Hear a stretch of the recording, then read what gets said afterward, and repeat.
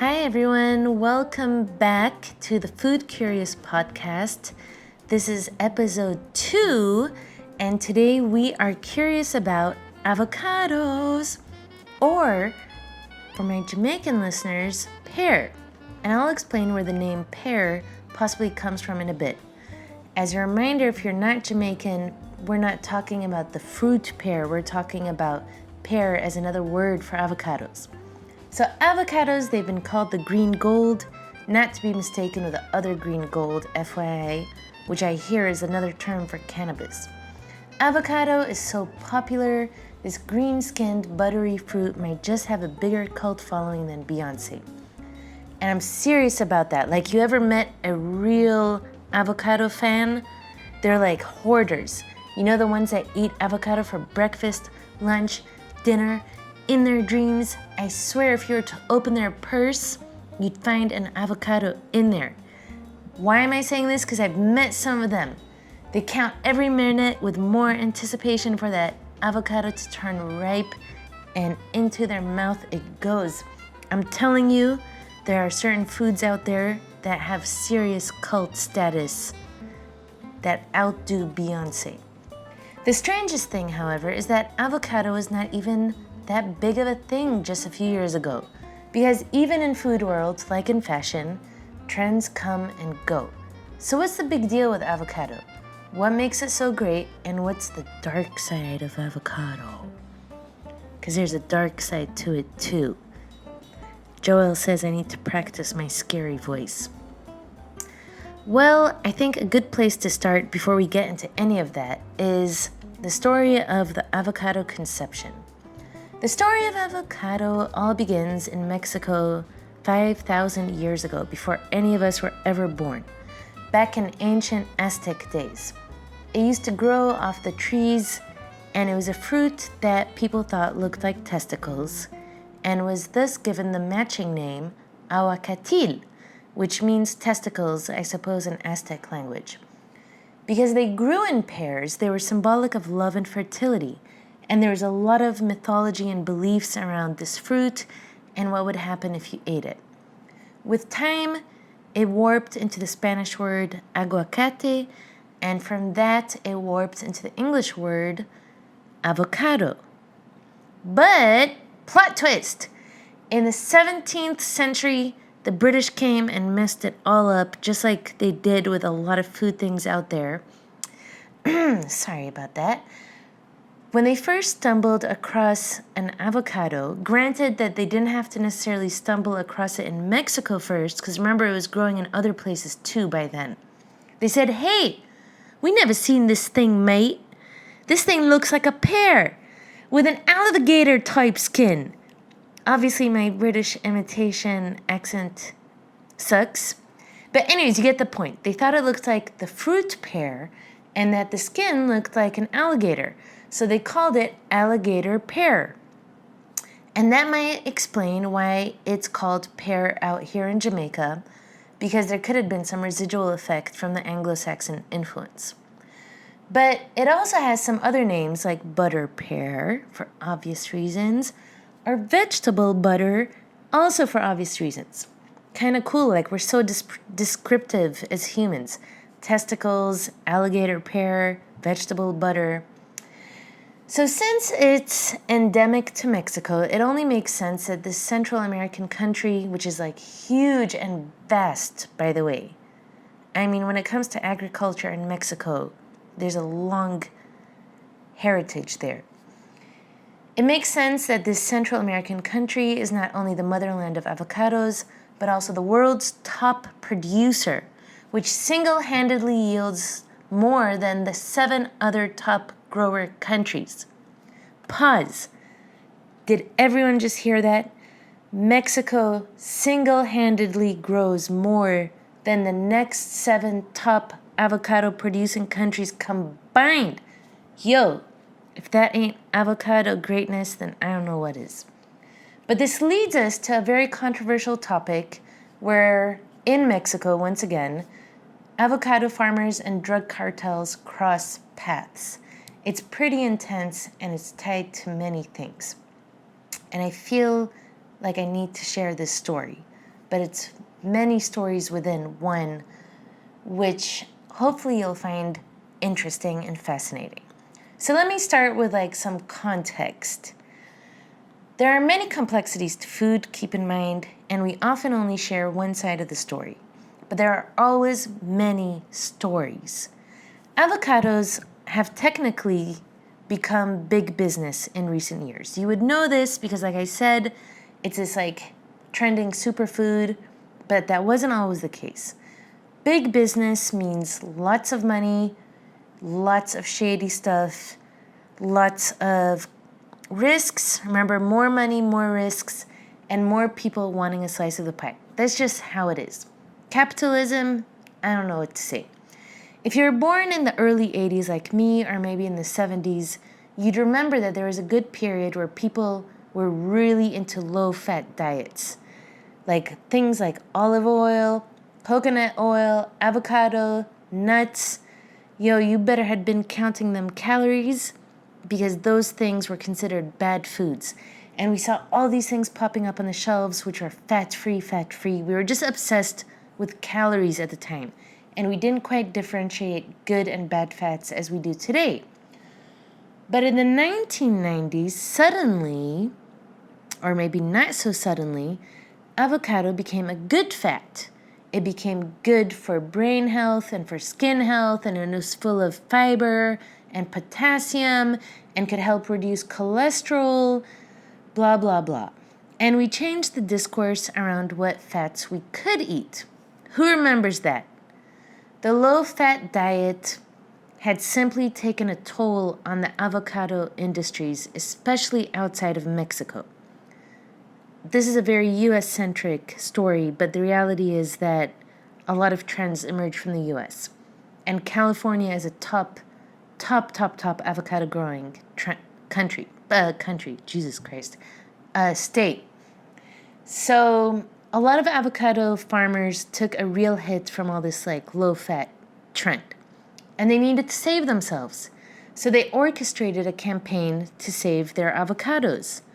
Eventually, this campaign didn't only start off silently, it started with a big splash, and it made its way to the Super Bowl, which is the American equivalent of the World Cup.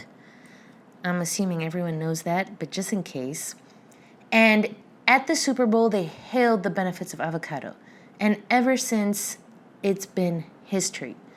Because America set so many trends in the time and age we live in, or actually rather post-World War II, America really sets food trends and we tend to eat whatever they tell us to eat, for the worse and for the better. It's kind of true, okay? Especially in the West. The Eastern world seemed to still have a strong hold on their culture, but even there it's slowly changing. So since that campaign orchestration in the 1990s, the world became obsessed with avocados, and all of a sudden it was okay to eat fat again, but the good fat. Business grew again for avocado farmers, and every year the Super Bowl has become the event where Americans consume the most avocados ever. About 100 million pounds on that day alone. 100 million pounds, you guys. That's how obsessed we have become. So it went from being an indigenous Mexican fruit that represented fertility to this mega Super Bowl hipster millennial avocado toast craze. Isn't that nuts? It's crazy how so much of food is by design and how much of it is so heavily marketed. I really until this day, I still find that crazy. So now it's time to rewind. Remember where the story started? It started with Mexican avocado farmers and drug cartels. We're going back to that now.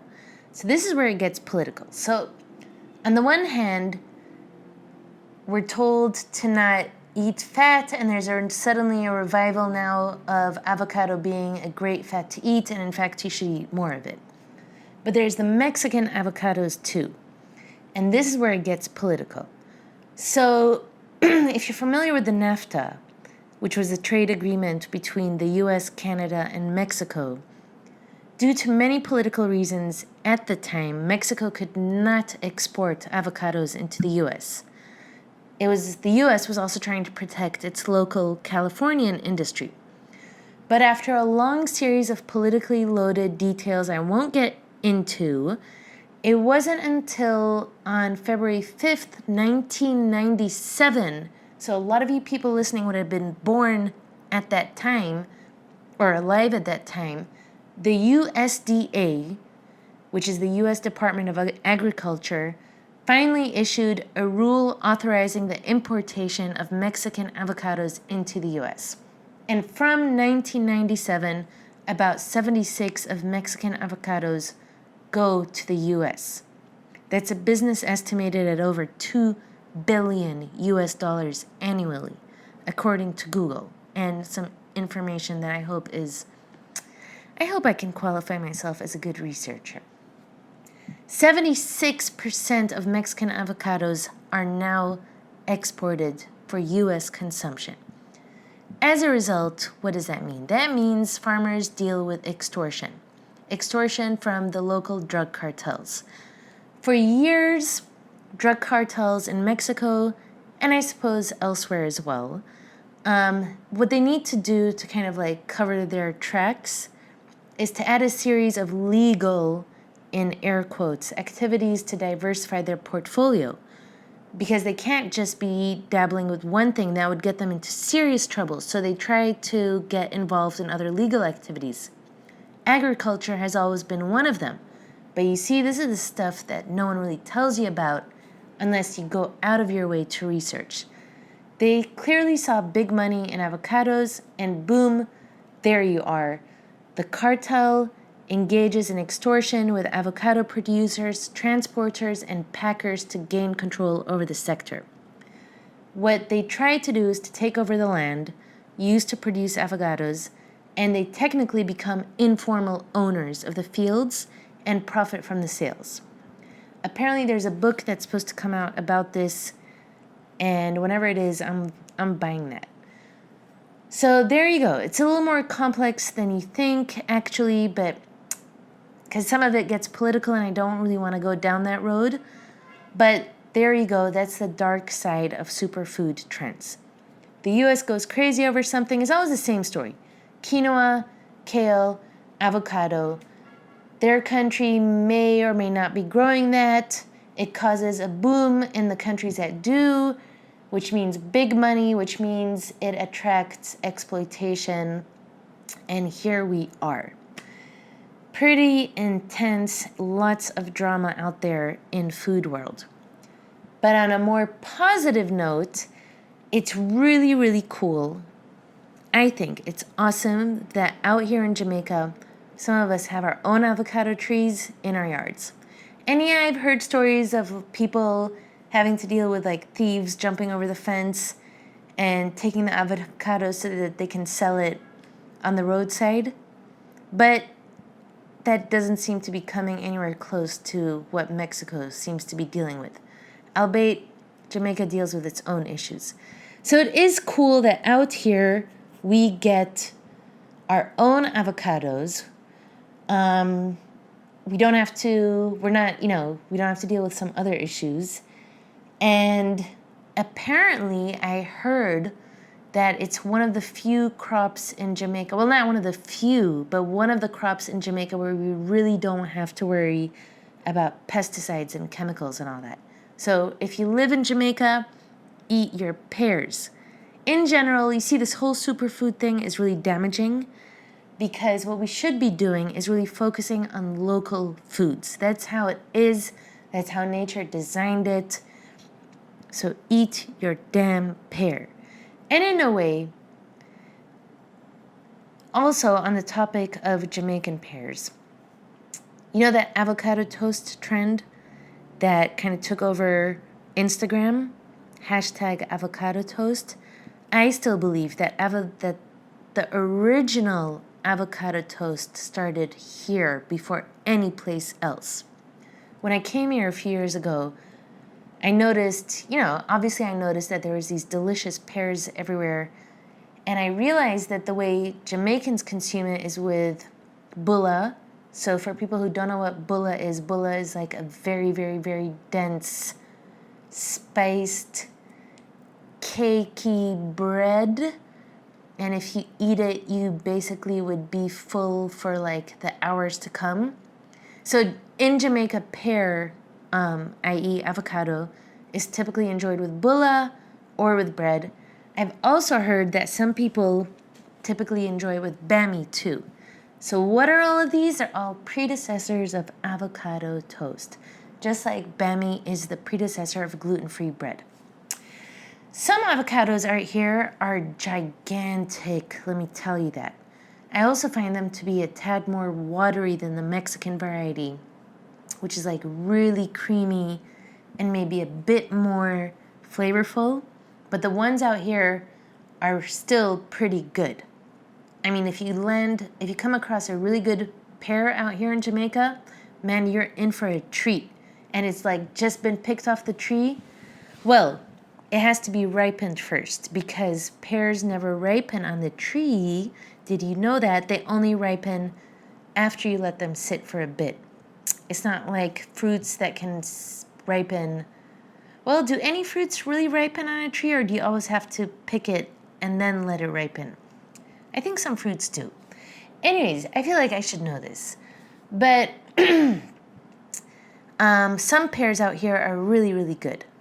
And there's also I don't know if you can find this in Jamaica, but I would love to hear from someone who has come across it. Apparently there's a tiny, tiny variety of avocado that does not have a seed. And yes, it still is an avocado. And you can eat it with its peel and all, like a snack.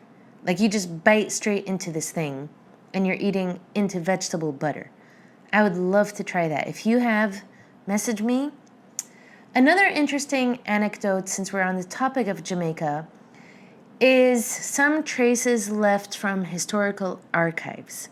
So apparently there is a document from 1873 called Letters from Jamaica, written by Charles Rampini, who was an English visitor out here.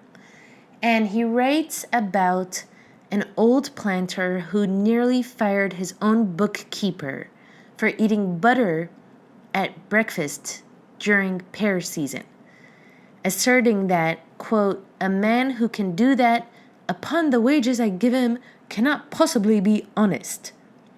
So that just shows how pear and butter as substitutes were very, very common back then and still today. So if you were like of a certain class and you're eating, so pear was like poor man butter in a nutshell is what I'm trying to say. In that same 1873 call Letters from Jamaica, Rampini also says that apparently there is a traditional usage to mix pear with sugar and wine and eat it like a drink or a dessert of some sorts. Pretty cool. I wonder if some people still do that. So they're mixing avocado, sugar, and wine. And that means it was consumed in a sweet way. So it was traditionally used in Jamaica as a butter replacement, which I guess is still the case, but also as some sort of sweet thing. And the notion of avocado for a sweet delicacy is kind of uncommon at times because most of us are bombarded with like these savory combinations of avocado. But sweet is very common. For example, in Southeast Asia, Filipinos, they mix avocado with condensed milk. Indonesians now, they take it a little further and they mix avocado with coffee and rum. Yo, if that isn't bad, I gotta try that one day. Avocado, coffee, and rum. And if anyone tries it, volunteers before me, also send me a message. In Brazil, you also have this delicious thing called creme de abacate. I hope I pronounced that right, which basically means cream of avocado. And I've made this before many, many, many years ago. I remember I was living in France at the time, and I guess just like many people, I was exposed to just the savory side of avocados. And I read that in Brazil, they use it sweet, in a sweet way. And I was like, this is so interesting. So I've seen a lot of variations of this recipe floating, but the one that I remember trying was avocado with coconut cream, grated coconut, a sweetener of choice, and lime. And you just whip it up into this really, really delicious green sweet cream. And I remember I used it as a dip for my coconut cookies. It's really good. I highly recommend creme de avocado from Brazil. Oh boy, there's so much to say about avocado, but I kind of want to cut this short because last time I ended up talking about hummus for like 500 years. So we need to close this second episode soon. I hope everyone enjoys more avocado in their life, especially if you live out here. It just happens to be local, and I think that's the better way to eat if you can. We are blessed with trees growing in people's yards. Just don't try to overprice these things. I remember someone once tried to sell me a pear for 600 Jamaican. But then again, it was in Manor Park, and once I open my mouth, it's a trap. It's great for your health, guys. Fruits and veggies, eat them because you believe in them, not because someone told you to. You see how avocados have been warped into this superfood when all along they were just great. Avocados have tons of fiber, something that this modern day diet is void of. Remember, I'm a fan of fiber. Fiber is the little broom that comes and cleans all the gunk so that you're shiny like a unicorn from the inside and the outside. And it just happens to be one of those great miracle crops where the seeds and the leaves, in most cases, you still have to do your research, also have a purpose in human consumption. I assume, just in case I need to drop this in before we close this episode, I assume it's common knowledge that a hint of acid will prevent a cut avocado from browning, because, I'm just gonna think that everyone out here has had an avocado before, but when you cut it, it will turn brown like a banana. So if you only eat half of it, rub the other half with lime or lemon, or even like a pineapple, to be honest, works. Or keep the second half that you haven't eaten yet with the seed in it, because the seed is also a natural anti-browning agent. How about that? So that's that. Thanks for tuning in again. I'd love to know how you feel about avocados. Are you one of those avocado hoarders that I described at the very beginning? Any bomb-ass recipes you swear by? Do you just eat it, or do you also use it for your skin and your hair? Because it also has those purposes. Let me know. Bye for now. And remember to stay food curious. It makes life a little more interesting. Bye. Everyone, it's me again. We're actually not quite done. I'm going to keep it real short. I realized I forgot to say something. That tiny avocado, seedless avocado that I was talking about, well, it's called the cocktail avocado. I realized I forgot to mention this. Please forgive me, I'm new at this podcast thing. We're trying our best out here. So it's called the cocktail avocado, and it was actually commercialized and for sale in 2017 by UK retailer Marks and Spencer's. Maybe some of you are familiar with that chain of grocery stores. And it's an unpollinated species of avocados. No one is really the research isn't quite showing if it's GMO stuff, but I'm assuming it is, since it doesn't have a seed.